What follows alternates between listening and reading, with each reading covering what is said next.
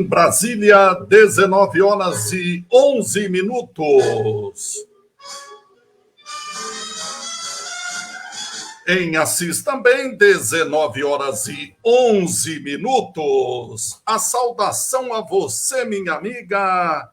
A saudação a você, meu amigo. Aqui, Reinaldo Nunes, o português, livre para falar, versão 2024. Um feliz ano novo para você, minha amiga. Um feliz ano novo para você, meu amigo. Está estranhando? Não há motivo para estranhar. É o primeiro encontro nosso de muitos, espero, do ano de 2024. Paramos pertinho do Natal, depois tivemos festas de final de ano, aquela viagem sempre necessária para descansar uma semana, e aqui estamos de volta, com baterias recarregadas para mais um difícil ano de 2024. Ano extremamente importante para todos os municípios brasileiros, porque teremos eleições municipais, eleição para prefeito, vice-prefeito e para vereadores. E a cidade já começa naquele estilo, já começa naquele clima de eleição, e eu já tenho que pedir socorro para o Gregório, porque já desapareceram aqui todas as imagens que ele havia preparado, produzido, e agora eu fiquei aqui sem pai, sem mãe e sem o filho. Sem o filho para me socorrer. Gregório, socorro! Socorro, Gregório! Sumiram todas as imagens preparadas para a gente divulgar aqui nesse nosso retorno, dia 16 de janeiro de 2024. Uma terça-feira quente, barbaridade. Aquela previsão de chuva que nós tínhamos para o ano de 2024, até agora não se confirmaram, né? As poucas chuvas que tivemos, praticamente não refrescou nada, né? Porque está muito quente. Agora há pouco eu estava verificando 37 graus, sensação térmica 41 graus. Agora, no final de tarde, por volta de 5h30, quase 6 da tarde. Imagine, é muito calor, né? É muito quente. Eu imagino as profissões, as pessoas que trabalham expostas obrigatoriamente ao sol, o tanto quanto estão sofrendo nesses dias. Por falar em profissões que tanto sofrem ou que tanto sofreram com a exposição ao sol, hoje, dia 16 de janeiro, comemora-se o Dia do Cortador de Cana-de-Açúcar. Em Assis hoje não tem muito cortador de cana, né? Se tiver, são poucos, além das máquinas, né? Porque o corte de cana foi mecanizado. Poucas áreas necessitam do corte de cana feito por trabalhadores braçais. A maior área já é feita com a colheita mecanizada. E eu me lembro muito bem, isso muito tempo atrás, os mais antigos, os cabeças brancas, se lembrarão da época em que, na Vila Prudenciana, nós tínhamos esse horário, final de tarde, começo de noite, os bares ficavam entupetados de cortador de cana, que a gente chamava, não era nenhum demérito, né, de boias frias, porque naquele tempo não tinha essas marmitas térmicas, o povo levava a marmita cedo e comia boia fria mesmo, por isso o termo boia fria. Então, nós tínhamos milhares, não é exagero, não, milhares de boias-frias, milhares de trabalhadores rurais, em especial do corte de cana. Imagine, né? E o povo chegava às 5 horas da tarde, ia tudo para os botecos do seu Olívio Borásio, no Tato, enfim, os botecos mais conhecidos lá da Vila Prudenciana. Tinha cortador de cana, claro que morava em vários bairros. Eu digo na Vila Prudenciana porque ali era a maior concentração. 5h30 da manhã, 6 horas, já estacionavam vários ônibus ali e os trabalhadores chegavam e entravam no ônibus e iam para o canavial, onde trabalhavam. E nessa época de campanha era um tal de candidato a prefeito, candidato a vereador, trepar no ônibus e conversando, né, com os cortadores de cana. Afinal de contas, cada ônibus eram 40 eleitores, 40 cortadores de cana. Então eram muitos, muitos ônibus. Eu não quero nem imaginar que eu esteja errado em afirmar que eram milhares de cortadores de cana. E o Carculi está lembrando aqui na Vila Progresso também. Na Vila Progresso também. Mas na Vila Prudenciana era diria, o ninho, o foco, a maior concentração de ônibus que saía para os canaviais, era ali na Vila Prudenciana. E os cortadores de cana se juntavam lá às 5h30, 5 horas da manhã, já levavam a sua marmitinha, e esse horário, 5h30, 6 horas, estavam voltando depois de um calorão como esse, né? Imagine, assim já está quente. Imagine você trabalhar num canavial, para cortar cana tinha que queimar a cana. Já deu para imaginar, né? Já deu para imaginar o calor que enfrentava. Tudo com roupa, mangas compridas, calças a botina, aquele protetor, porque tinha cobra, né? E o risco de picada de cobra. O risco também do facão pegar na perna. Então tinha uma proteção na caneleira, era uma caneleira especial, além daquelas botas enormes, né? Chapéu, lenço, e não eram apenas homens, não, mulheres também, muitos trabalhadores, milhares de trabalhadores do corte de cana-de-açúcar e que sustentaram muitas famílias, né? Muitas famílias hoje têm um pouco de recurso em razão do dinheiro do corte de cana. Quantos trabalhadores do corte de cana sustentaram famílias e continuam sustentando? Muitos aposentaram, e é o dinheiro da sua aposentadoria que mantém essas famílias.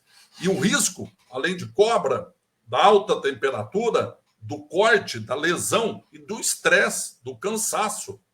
Era comum trabalhador não habituado, às vezes até habituado, desmaiar de tanto calor, de tanto cansaço. E aí as usinas ainda estipulavam o prêmio. Quem não se lembra do chamado facão de ouro? Facão de ouro era para premiar o trabalhador que mais cana cortava. Aí era uma disputa, né? E muitos, naquela vontade de ser o facão de ouro, acabavam desmaiando de cansaço. Os efeitos, os prejuízos à saúde dos cortadores de cana eram e são até hoje, né? Muita gente até hoje sofre em consequência do trabalho no corte de cana. Além do risco no trabalho, tinha um risco também no transporte. Você acha que eram esses ônibus que a gente vê hoje, que levavam esses trabalhadores? Antigamente era caminhão. Trepava todo mundo na carroceria e ia embora para a roça, no caminhão. Cada um levava lá o seu facão, 2 facões, a mucuta com a boia e ia caminhão. Ou ônibus. Depois começaram os ônibus. E ônibus que não tinham a segurança que tem hoje. Naquele tempo não tinha tanta fiscalização que hoje tem no Ministério do Trabalho, que vira e mexe corretamente, faz abordagem de ônibus que transporta trabalhadores, independente se na roça ou no campo. Mas naquele tempo não tinha nada. não tinha fiscalização, não tinha nada. Era uma lata de sardinha, 40, 50 trabalhadores dentro do ônibus, quando não era caminhão, e já tinha um risco na estrada, né? Tanto que nós tivemos uma tragédia quando aconteceu um acidente e dezenas de trabalhadores morreram. Me lembro do dia do enterro desses trabalhadores, década de 80. Imagino que década de 80. E dezenas de trabalhadores, todos sepultados praticamente no mesmo dia e lado a lado. E eu me lembro que na inauguração do velório municipal, o prefeito fez uma promessa lá de fazer um memorial dos trabalhadores rurais. Ele lembrou desse episódio e prometeu fazer um memorial dos trabalhadores rurais, em especial dos trabalhadores do corte de cana, né? Tinha uma missa especial, dia 1º de maio, dedicada na Vila Operária, era aos ferroviários, e lá na Vila Prudenciana, aos cortadores de cana. Hoje, não temos mais. O corte de cana foi mecanizado, temos poucos, é verdade. Tem algumas áreas de usinas que a máquina não entra, onde tem muito declive, muita baixada, muita subida, e a máquina não entra, e aí é o trabalhador braçal que vai lá. E eu me lembro, muito tempo atrás, acho que no primeiro mandato do presidente Lula, quando ele esteve em Assis, ano de 2004, mas foi antes disso, que eu me lembro que eu conversei com ele, numa das vezes que ele esteve em Assis. Não, ele já era presidente da República, já era presidente da República. Eu imagino que deve ter sido em 2005, ou enfim.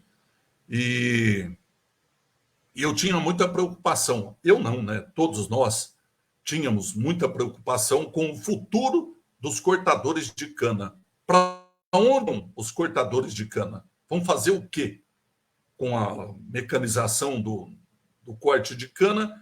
O que farão os cortadores de cana? Os boias frias, como eram chamados.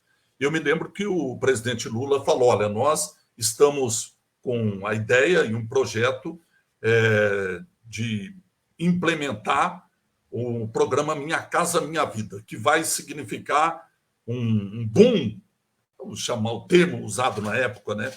Uma expansão da construção civil. E foi exatamente para onde esses trabalhadores foram. Foi exatamente para o ramo da construção civil que a maioria dos trabalhadores do corte de cana foi para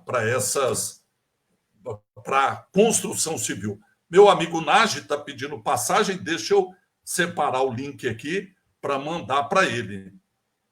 Deixa eu separar o link aqui para mandar para o meu amigo 650. Deixa eu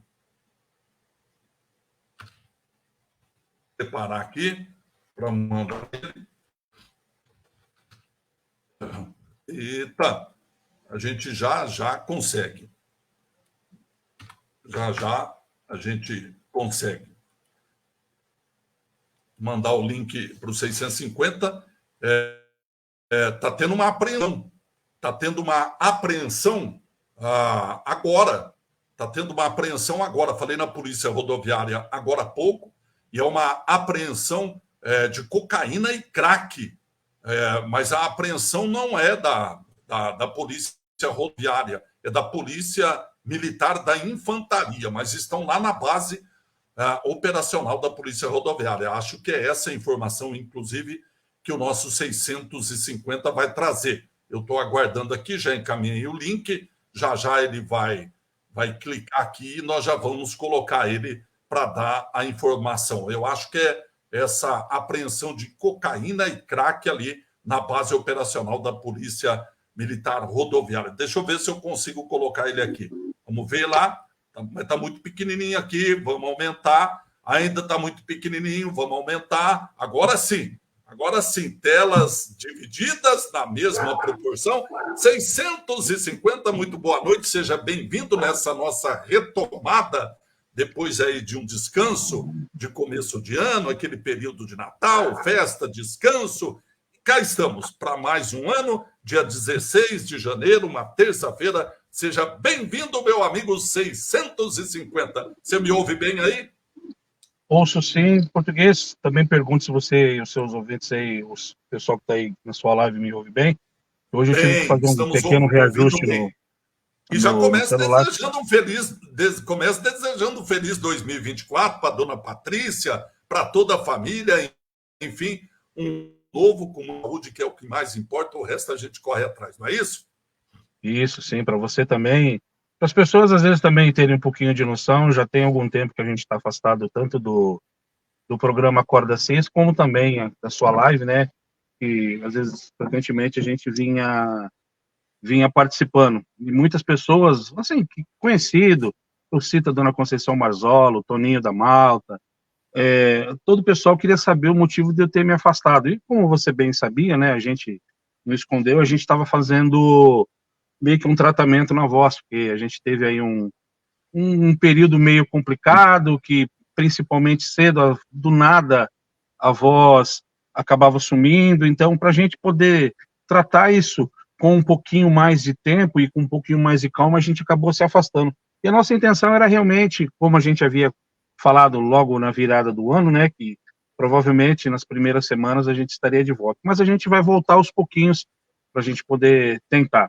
Apesar de alguns probleminhas ainda de saúde, que a partir dos 50 sempre aparece, no meu caso, e a pressão arterial que tem dado um trabalho nos últimos dias, mas eu, aqui de coração, gostaria de agradecer a uma equipe de um lugar tão mal falado, que às vezes a gente sempre teve que levar notícias de reclamações do UPA, mas a gente foi muito bem atendido, e a gente, durante todo esse tempo, a gente, nessas andanças que a gente faz principalmente pelas unidades básicas de saúde e estratégia de saúde da família, a gente tem um contato com o pessoal que tem dado uma força para a gente. Inclusive hoje mandar um grande beijo para a Ayla lá da Bela Vista, e também para a Rebeca lá da Vila Ribeiro, que deu uma força para a gente aí hoje, já que a nossa pressão estava um pouquinho alta. Mas vamos, assim, primeiramente aos casos que interessam. A gente está tentando levantar mais informações a respeito dessa apreensão de drogas aqui, né, na nossa base, mas ainda está havendo um pequeno problema de comunicação, porque eles têm que apurar todos os fatos, pesagem e tudo mais, né, Reinaldo? E ultimamente a gente tem tido um pouquinho de dificuldade, e a gente também entende, para não tentar atrapalhar o trabalho da polícia nesse sentido de poder esclarecer os fatos, e também depois, provavelmente nos boletins em que eles acabam passando para a imprensa, a gente tem um pouquinho mais de informação completa para a gente passar, depois não ficar, ter que passar aos picados. Mas o que a gente vai trazer hoje... Deixa eu só... Eu entrei em contato agora há pouco com a base da Polícia Militar Rodoviária, até para saber como foi o movimento durante o dia, e a informação é que está, de fato, acontecendo essa ocorrência na base operacional da Polícia Rodoviária, mas quem está conduzindo a ocorrência é a Polícia Militar, a Infantaria.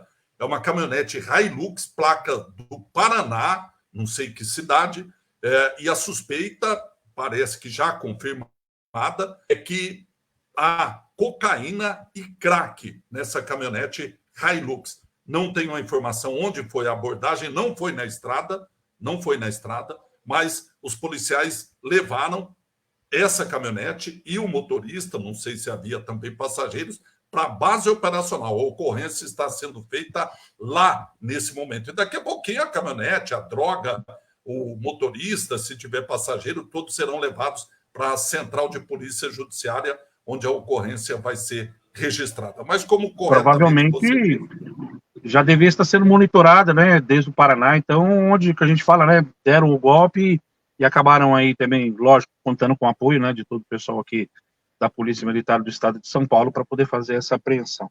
Mas exatamente, mas como você bem antecipou, vamos aguardar o registro. Hoje ou amanhã cedo, provavelmente no programa Acorda CIS, a gente já tem todos os detalhes, já que essa ocorrência vai ser registrada na Central de Polícia Judiciária. Mas tivemos mais ocorrências, né? Hoje a gente vai citar um caso, inclusive, né, de matéria hoje do Jornal da Segunda, a respeito do assalto ocorrido aqui a um mercadinho popular aqui, conhecido, né, na região da Vila Adileta e no centro da cidade, tão conhecido aqui, o mercadinho da dona Deusima e do senhor Orlando, que ontem a gente, Súcio, Mercadinho né, o Súcio. Mercadinho Súcio, né, a gente até queria preservar um pouco o nome, mas a gente vê o quanto eles são tão queridos, né, porque na parte da manhã, quando você publicou, eu tenho que salientar que até então eu não estava sabendo, e ó que eu sou um cliente do próprio mercado, a gente sempre passa lá, comprar um pãozinho, um queijinho deles que é muito bom e tal, e, perdão, aí logo por volta das 2 horas da tarde a gente foi lá bater um papo com a dona Deusima, e ela nos explicou que talvez a situação com relação ao que foi furtado chega a ser até irrisório. Foram 2 celulares, e ela me contou que, assim, o senhor Orlando, um senhor já de certa idade, ele não liga para a tecnologia, e o celular dele é um celular bem antigo, o dela um pouquinho mais novo tal, mas os momentos de aflição pelo qual ela acabou passando, porque ela nos informou que estava saindo da residência dela, né, que é próximo, né, ao mercado, mercadinho, e estava trancando lá o portão, como ela sempre faz, e ela notou esse homem que estava de capacete com uma máscara, dessa máscara cirúrgica, parado bem embaixo da árvore que fica em frente à casa dela, né?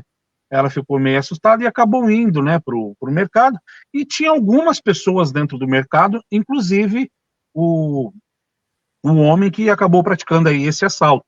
E um momento em que o senhor Orlando atendia eles e mais alguns clientes e tal, eles acabaram ficando sozinhos, o senhor Orlando, a dona Deusima, e esse rapaz que acabou cometendo aí o assalto. Ele pegou várias mercadorias, né, citando várias coisas, e no momento em que ele foi pegar um refrigerante, ele acabou pegando um refrigerante quente, e o senhor Orlando, né, não, se você quiser, a gente já tem um gelado aqui na nossa geladeira, você pode... Não estou preocupado em pegar refrigerante, pois isso é um assalto. Dona Deusima, segundo me contou, ficou um pouco assustado com o que aconteceu e tal, e realmente a arma utilizada, uma faca dessas faquinhas de serra, é do próprio mercadinho de utilidade deles lá, né? E no momento em que ele acabou apertando o braço dela, empurrando com uma certa brutalidade ela para o fundo, né, do mercado, pedindo para que ela não reagisse, não fizesse nada tal, mas ela mesma acabou, assim, parece que por intuição, percebendo que havia algo de errado que iria acontecer. Mas, nesse momento em que as mercadorias que ele haviam separado estavam praticamente em cima do balcão e da balança que ele havia deixado, ele se ligou nos celulares que estavam dentro, né, realmente, do estabelecimento ali, nessa bancada onde eles atendem ali os clientes. E acabou furtando ali, roubando, né, nesse caso é roubo, né, os 2 aparelhos, deixando toda a mercadoria e tudo mais, e acabou saindo disparada ao encontro desse parceiro que estava aguardando ele de moto. Segundo ele, estava com uma calça que parecia ser uma calça de algum ajudante de pedreiro, o próprio pedreiro, que estava sujo, e ela nem imaginava que fosse, né, em virtude do que aconteceu. Momento em que, assim que eles saíram, e que esse homem, já com os 2 aparelhos, foram de encontro ao comparsa, inclusive não levando quantidade em dinheiro, né, ela começou a gritar que era um assalto, mas a rua, naquele momento, estava um pouco movimentada, mas que logo que eles saíram disparados, subindo a Fernão Dias na contramão, depois entrando à esquerda na Adalberto de Assis Nazaré ali, naquele sentido, como se fosse voltando novamente ali, né, por trás do edifício Barcelona, do edifício Atlanta ali, momento em que algumas pessoas populares acionaram a polícia, e eles chegaram de pronto imediato tal. Realmente, o circuito de imagens deles não vai ajudar, mas mostrou, inclusive, imagens do edifício Barcelona, em que eles passam realmente com a moto. Mas, como ela disse, nós não nos machucamos, e até certo ponto, talvez, ela imagine que tivesse sido uma pessoa que estivesse iniciando, ela não sabe dizer se é isso ou não, mas que, assim, abusou um pouquinho da brutalidade, do modo como tratou, como a gente falou, são 2 idosos, né, e a pressão psicológica deles em cima foi muito lá. E mesmo a polícia fazendo um determinado cerco, não conseguiu chegar aí até os autores. Provavelmente, o próprio neto delas, que mora em São Paulo, tal, depois estava sabendo, foi comunicado e acabou aí também dando uma determinada força. Mas o que fica é que a gente está um pouco indefeso com certas atitudes. A gente tem que salientar, não esse caso especificamente do mercado, nós já tivemos algum tempo atrás, aqui na Travessa Brasil, ali, um outro mercado, também da Marli, dos nossos amigos ali, que há pouco tempo também foi assaltado, e nesse caso ele estava de posse, né, de uma arma de fogo e tal, e a gente torce para que isso não seja levado ao tal critério, porque de repente o cara acaba se assustando e ferindo pessoas que não tem nada a ver com toda essa situação. Mas a gente fica na torcida para que realmente a gente possa ter um pouquinho mais de segurança, visto que os furtos e roubos aqui em Assis, principalmente no mês de dezembro e janeiro, já começam em altas. Você mesmo já citou vários casos aí através do Jornal da Segunda que vem acontecendo aqui na nossa cidade. E o patrulhamento tem sido feito efetivamente. A gente não pode também falar e achar que só isso é um problema que a polícia não está agindo, mas está sim, mas é que normalmente são aqueles locais, às vezes, de pouco movimento, em que eles acabam atuando nessa situação e colocando a vida de outros em perigo. Nesse caso, mais uma vez salientar que nenhum dos dois acabaram se ferindo, mas que causaram uma pressão psicológica em ambos, né, por se tratarem de idosos, mas que, graças a Deus, nada de mal aconteceu, a não ser o prejuízo de 2 celulares que, como eles mesmos disseram, malemar para ligações vão poder ser feitos. A gente sabe que muitas pessoas aí com celulares novos, vida financeira está muito dentro, né, desses celulares. Então, arrume um meio de você poder proteger. Existe aí programas que inibem mostrar os aplicativos que você tem, principalmente de bancos, aplicativos de contas, para você não ser pego de surpresa. Há poucos dias mostrou um caso aí em Minas Gerais, em que estavam um homem e uma mulher na motocicleta, desceram, cataram o celular desse homem, ele apontando fez com que a mulher ali que estava agindo com ele desbloqueasse o celular e ela entrasse ali na vida financeira e pudesse fazer todo tipo de crime e deixando aí prejuízos financeiros, que não foi o caso do pessoal do Mercadinho Súcio, mas que, graças a Deus, estão lá, como ela mesma disse hoje, um pouco assustada, mas que isso vai passar logo, logo. É o que a gente espera, é o que a gente espera. E a gente espera que não vire moda, né? Porque, infelizmente, quando a gente vê um caso como esse, Assis é assim, começam a roubar ótica, fazem um arrastão. São 3, 4 seguidos. Começam a roubar posto de gasolina, 3, 4 seguidos. Começam a roubar lanchonete, 3, 4 seguintes. Então, espero que não seja recorrente esse tipo de situação e para que eles, de fato, possam... o trauma, eu imagino, né? Para a gente já é difícil, pessoas de mais idade ainda, qualquer um que entrar lá hoje, eles já vão estar a risco, né? Será que vão voltar? É um medo danado. Mas a ocorrência foi registrada. Eu falei com o doutor Marcelo Armstrong Nunes, ele falou que já tem policial da DIG trabalhando para tentar investigar. 650, um abraço. Estamos sempre à disposição aqui, tá bom? Feliz então, 2024. Muito obrigado. Então, salientando mais uma vez que aos pouquinhos a gente vai voltar a fazer a nossa participação. Só dou um dedo, mandar também um grande abraço, que você estava citando aí dos nossos trabalhadores rurais, os nossos antigos boias frias. Eu tive o privilégio de trabalhar na usina Nova América na década de 90 e no momento em que a gente saía para o nosso trabalho, né, sempre por volta das 5h30 da manhã, principalmente ali na região da Praça da Prudenciana, em frente à Igreja Matriz ali, havia muitos trabalhadores já se preparando, tomando o seu cafezinho para poder seguir a vida. E hoje a gente vê, né, como as coisas mudam, como você falou, muitos foram aí para a construção civil e outras atividades, e alguns ainda permanecem até hoje, né, já que, apesar de pequena, ainda existe essa mão de obra aqui pela nossa região. Português, grande abraço a você e a todos aí que estão acompanhando a sua live. Um abraço. Muito obrigado aos 650. Cuida da voz aí, que é também seu instrumento de trabalho, um feliz 2024. Um abraço. E hoje também teve uma ocorrência curiosa, né, que nós divulgamos no Jornal da Segunda. Aliás, eu fiquei meio sem compreender. Em julho do ano passado, de 2023, a polícia rodoviária prendeu um paraguaio de 29 anos de idade com uma carreta, uma Scania, com 1,2 kg de maconha. Eu vou até pegar a notícia na íntegra aqui para eu não arriscar falar números diferentes do que foi publicado. Um paraguaio que foi preso pela Polícia Rodoviária aqui pertinho de Ourinhos, ou seja, se foi pela Polícia Rodoviária Estadual, é a Polícia de Assis que prendeu. No dia 22 de agosto de 2023. O paraguaio de 29 anos de idade, ele estava dirigindo uma carreta, Scania, placas do Paraguai.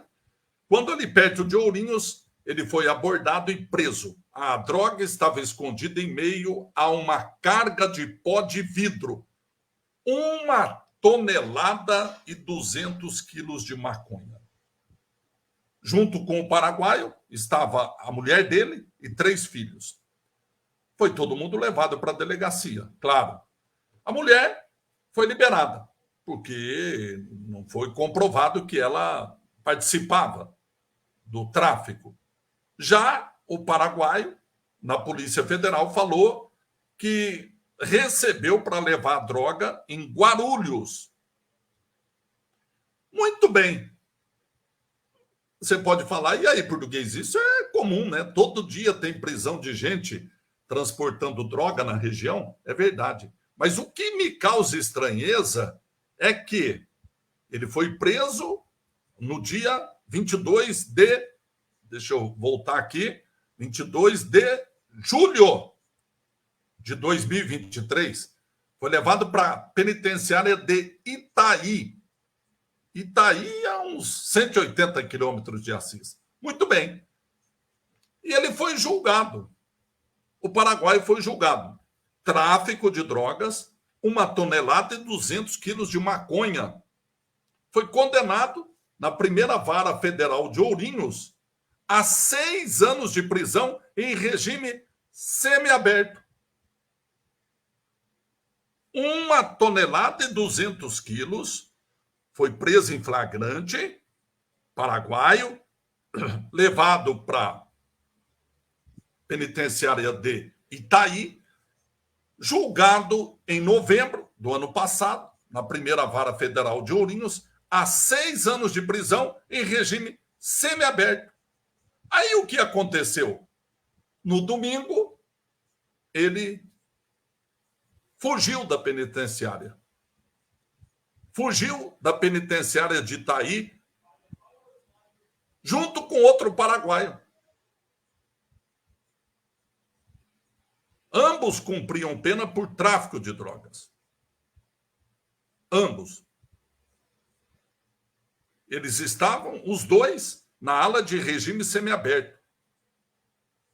De acordo com a notícia que foi publicada no Universo Online, ou UOL, os agentes acham que os paraguaios estavam no banho de sol com outros detentos quando, por volta de 2 da tarde de domingo agora, escalaram um alambrado, passaram por uma cerca, correram em direção a um canavial e desapareceram no mapa.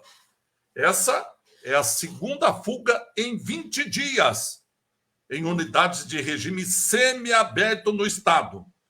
No Natal, 7 presos fugiram, danificando o alambrado do Centro de Detenção Provisória do Belém, na zona leste paulistana. E aí você vai falar, mas tudo isso é comum, português. É verdade. Não é tão comum, mas não é raro. A preocupação aumenta não é apenas com a condenação de 6 anos em regime semiaberto por tráfico de drogas, 1,2 quilos, mas o motivo da preocupação é que agora Assis também é um presídio de regime semiaberto.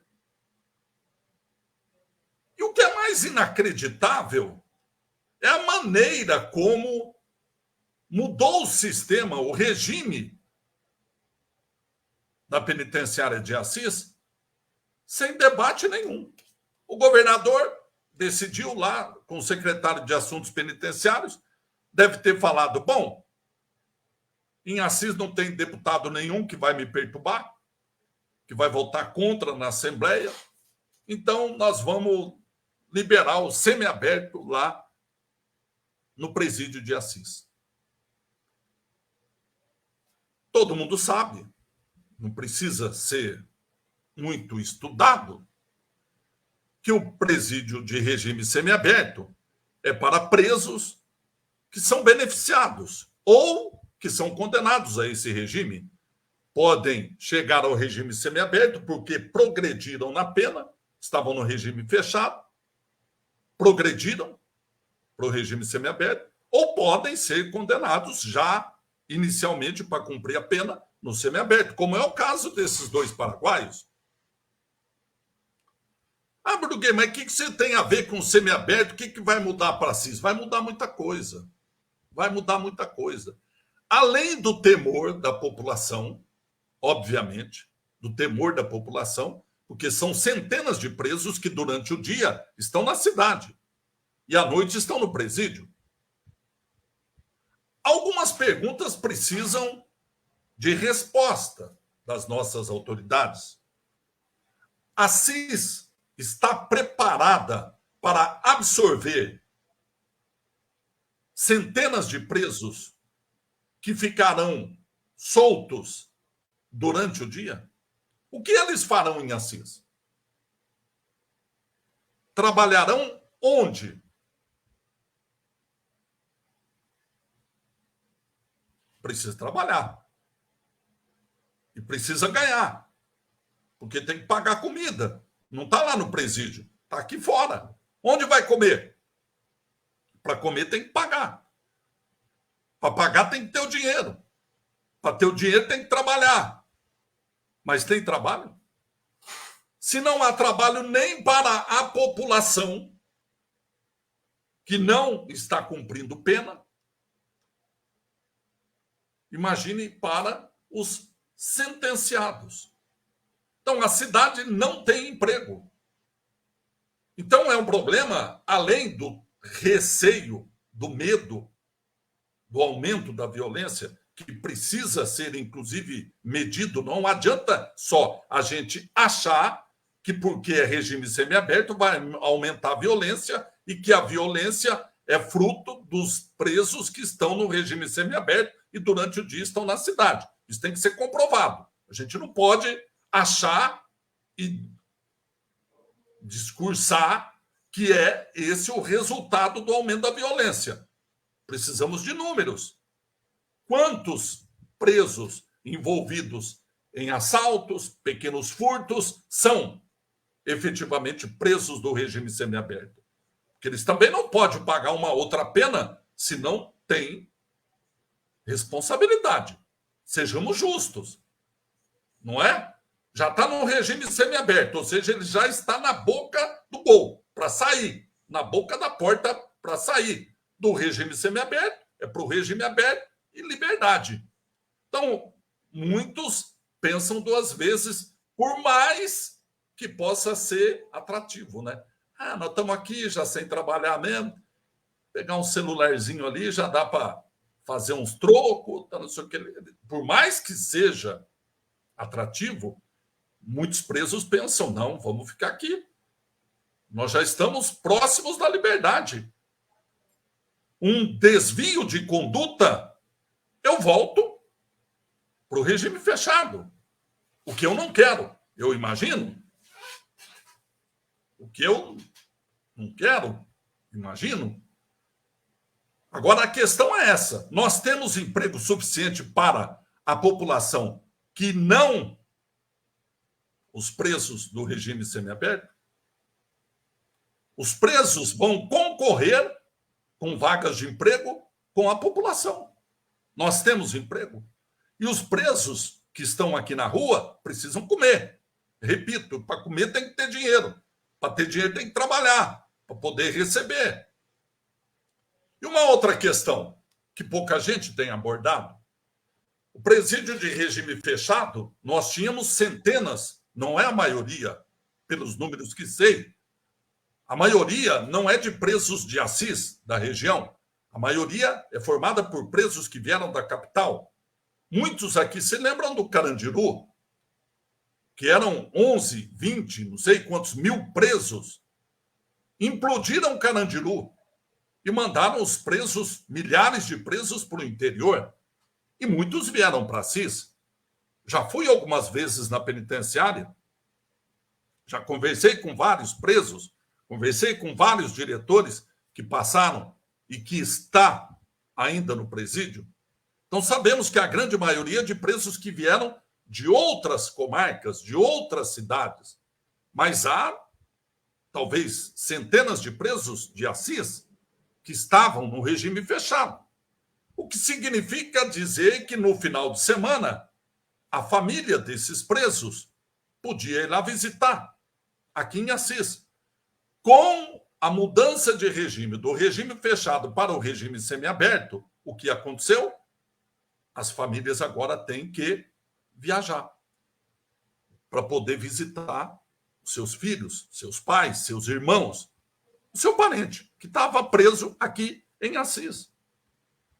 Agora, tudo isso passa a acontecer e passa a ser motivo de preocupação depois que a Inês é morta. É um ditado que existe, né? Depois que a medida foi tomada. Porque já mudaram. Assim já é regime semiaberto. Não adianta mais chorar. Já mudou. E eu me lembro quando começaram a construir o presídio, que havia uma discussão para ser regime semiaberto. E houve uma intensa mobilização. Eu fui, junto com várias pessoas, para São Paulo, conversar com o secretário de Assuntos Penitenciários para dizer que a cidade não comportava, isso lá na década de 90, não comportava presídio em regime semiaberto.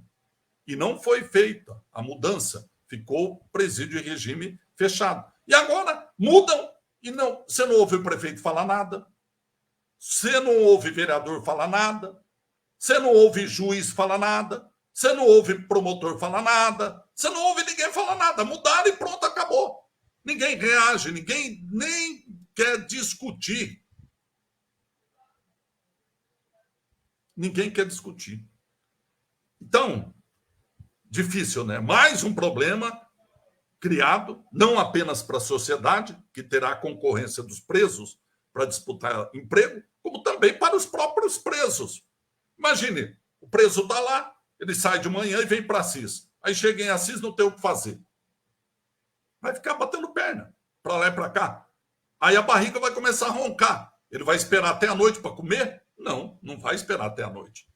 Além da questão também das famílias que agora têm que viajar para visitar os presos que saíram daqui, que estão no regime fechado. Enfim, o lamentável de tudo isso é que as medidas foram tomadas sem nenhum debate e nenhuma reação. Nenhuma reação.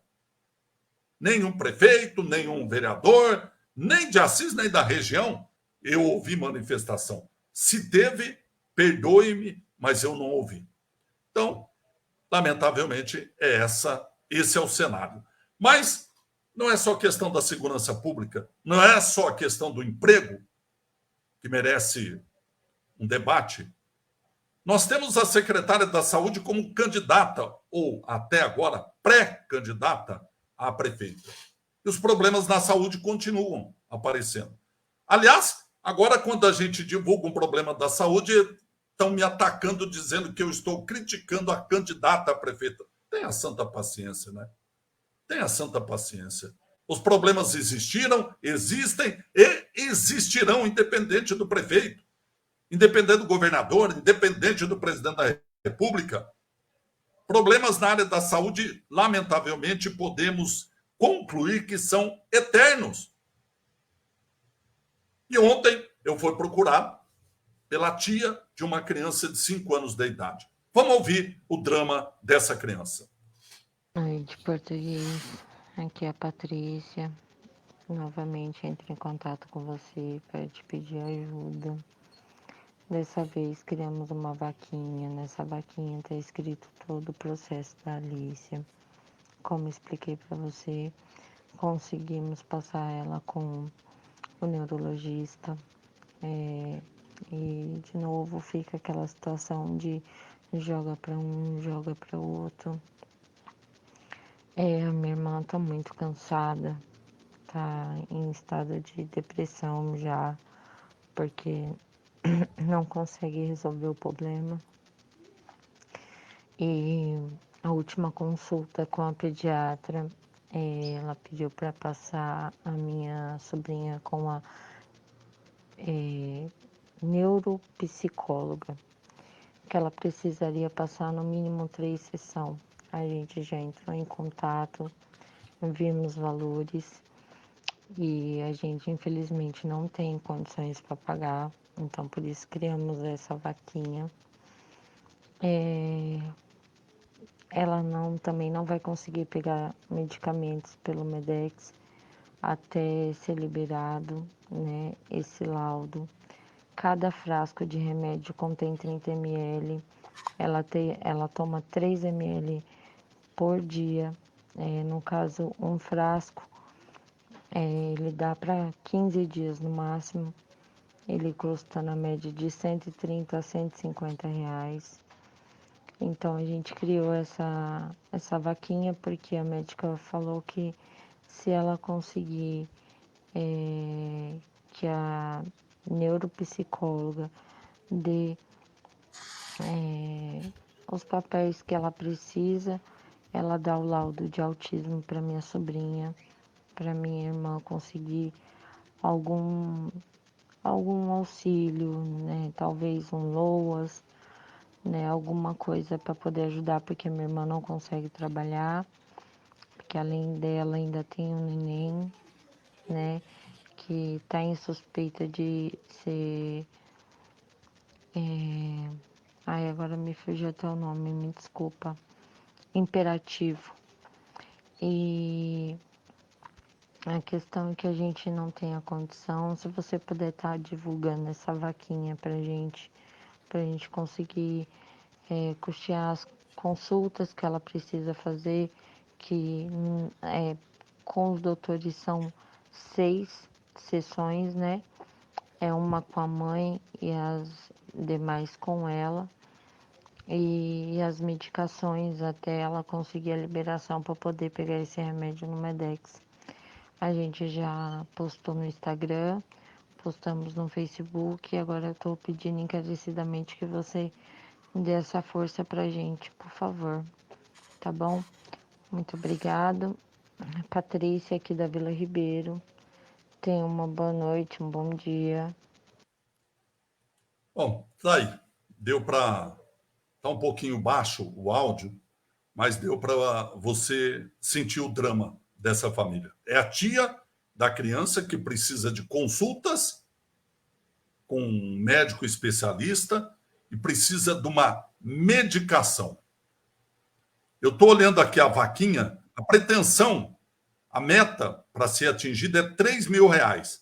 Já arrecadaram R$ 750. 16 pessoas já colaboraram e já foi arrecadado até agora R$ 750. A meta é R$ 3.000. A criança tem 5 anos. A medicação que ela precisa são 4 frascos de 30 ml de risperidona, 1 miligrama, uso contínuo. 1,5 a cada 12 horas, período indeterminado. Então, a vaquinha é em nome da Alícia, com 2 L's, Alícia e Y, Conde de Jesus. Ela mora lá na Vila Ribeiro. E aí o povo fica bravo. Fala assim, português, mas por que você está falando isso na rádio? Vai prejudicar a candidata que é secretária da Saúde. Absolutamente não é esse o objetivo. O objetivo é, primeiro, atender a família que está precisando de ajuda. Já deve ter recorrido ao posto de saúde. E hoje à tarde, a coordenadora do Centro de Especialidades me ligou para se informar do caso. Passei os dados da tia, imagino que vão tentar lá colaborar. Agora eu pergunto, precisava chegar na rádio? Precisava essa exposição pública? E o objetivo não é nenhum de querer criticar a secretária da Saúde, que é candidata a prefeita do prefeito, absolutamente nada. É para dar publicidade a um pedido que a família fez. E a família deve ter percorrido já. É que depois que fala na rádio, depois que o português traz publicidade, aí vão correr para resolver. Por que não resolveram antes? Por que é que não resolveram antes essa situação? Então, lamentavelmente, é assim. E nós vamos colaborar, independentemente. Eu não quero saber se a secretária é candidata a prefeita, se não é candidata, se vai desistir, não vai. Não quero saber nada disso. Uma coisa é uma coisa, outra coisa é outra coisa. O assunto é saúde. Alguém tem que responder. Alguém tem que responder. A família, o drama está aí, relatado. Então, por isso que a gente está divulgando. A Benê, que é do Conselho de Saúde, ela está dizendo esse medicamento faz parte do elenco de medicamentos de alto custo fornecido pelo Medex. Já me disseram isso, viu, Benê? Mas ela está com dificuldade para conseguir acessar e ter essa medicação. Espero que, com a divulgação, alguém ajude. E, pelo que ela disse, a dificuldade agora é conseguir o dinheiro para fazer as consultas, uma para a mãe e 4 ou 5 para a criança, com um neuropediatra. Me parece que essa é a especialidade que precisa atender a menininha que tem 5 anos de idade. A Sinara está dizendo, português, essa medicação é muito forte, eu tomei por 6 meses. Eu dormia o dia todo. Imagina essa medicação para uma criança de 5 anos, tadinha.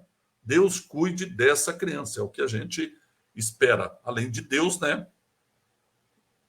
A saúde pública. Português, um exame de ultrassom no posto de saúde da Vila Fiuza demora de 4 a 6 meses para conseguir fazer.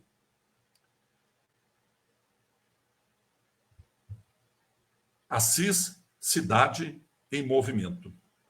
Deu para perceber que nós voltamos com a corda toda e assuntos não faltam. Então, eu queria convidar você para amanhã, às 7 da noite, estar aqui em mais um Português Livre para Falar. Eu acabei de receber uma outra informação, que eu vou sair daqui e vou checar. Polícia Rodoviária Federal está no plantão policial. Polícia Rodoviária Federal no plantão policial em Assis, na CPJ. Eu já havia falado que a Polícia Militar estava na base da Polícia Rodoviária, uma ocorrência de tráfico de drogas. Não sei se é a mesma ocorrência, mas amanhã, logo cedinho, no programa Acorda Assis, eu espero poder complementar essa informação. Tá bom? Só para finalizar, aquela triste, mas necessária última informação.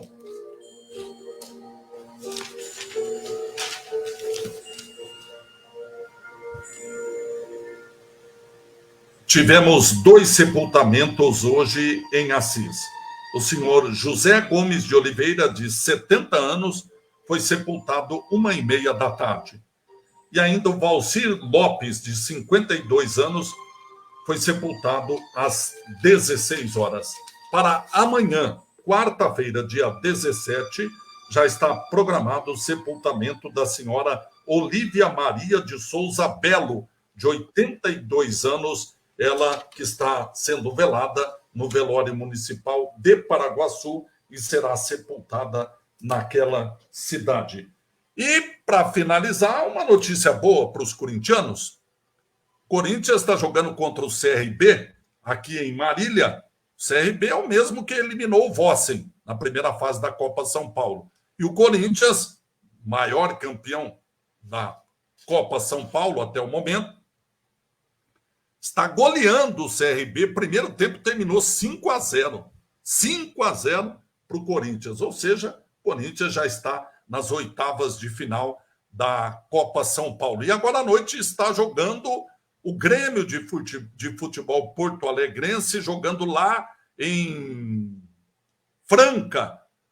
Por que está dando notícia do Grêmio, português? Porque lá tem um assisense. O professor Oswaldo Siqueira é o coordenador da preparação física do Grêmio. E o Grêmio que está jogando hoje à noite lá no Lancha Filho, o Lanchão, lá em Franca, contra, acho que é o Figueirense, né?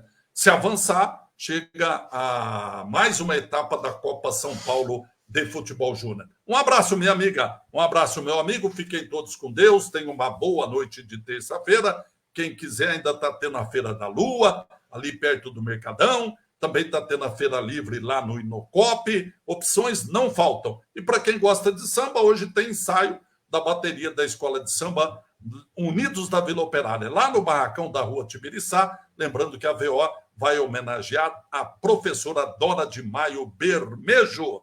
desfile será dia 10, na própria Vila Operária, na Avenida Siqueira Campos. Um abraço, minha amiga. Muito obrigado pela audiência. Fiquem todos com Deus. Tchau, minha amiga. Tchau, meu amigo.